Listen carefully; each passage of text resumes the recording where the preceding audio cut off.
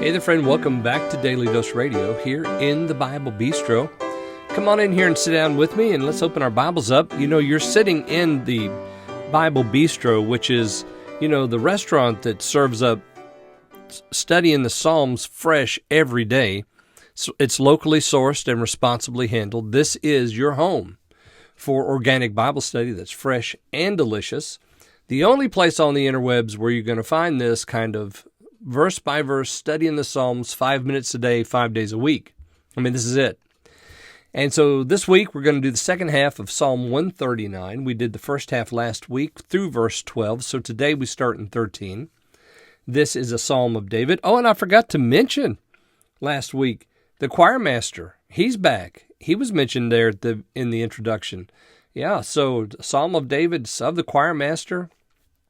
So we got all the guys, the whole band's back together now, and they come up with this psalm, and what a dandy this one is. You have the first part, which is all about what God knows and what we don't. You have the second part, which is David's vain journey. Remember that last week?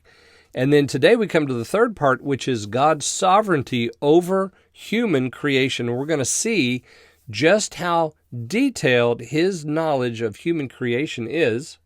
Of course, he's the one that created it, so we're not surprised at that. And then the last section will be David's prayer for deliverance from the wickedness that's outside and from the wickedness that's on the inside. And so we'll talk about that as we go forward this week. So today, verses 13 and 14. For thou hast possessed my reins, thou hast covered me in my mother's womb. I will praise thee, for I am fearfully and wonderfully made. Marvellous are thy works, and that my soul knoweth right well. I always love that last phrase there in 14, that my soul knoweth right well. Yeah. And so good, isn't it? So David here comes out as a pro-lifer. He comes out of the closet as a pro-lifer. He is all about God's work in the human womb. And you notice that you possessed my reins, you covered me in my mother's womb. So notice the first person me there.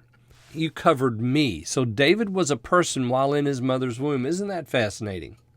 He wasn't just a thing. He wasn't a group of tissues, He wasn't going to become a Cadillac or a gazelle or a walrus or whatever. David was going to be David from the very beginning. From the moment that God possessed his reins, David was going to be David. You covered me in my mother's womb. Now, notice verse 14. I will praise you, for I am fearfully and wonderfully made. Okay, once again, fearfully and wonderfully cannot be said unless the Lord is the one who does the work. Unless he does the work, there's no fearful and wonderful about it. Because if we do the work, there's no fearful and wonderful. Fearfully, because God has done this thing.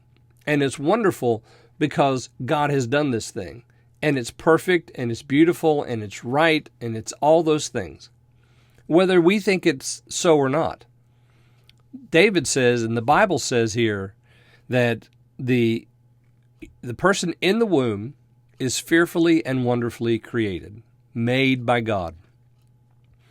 Then he goes on to say there in 14, marvelous are your works, and that my soul knows right well. So all the work of God in the human womb is marvelous. And it's a testimony to us. I've heard so many people say that they weren't very religious until they saw their children born. Because there's something about the birth of a child that is miraculous. It's fearful and it's wonderful.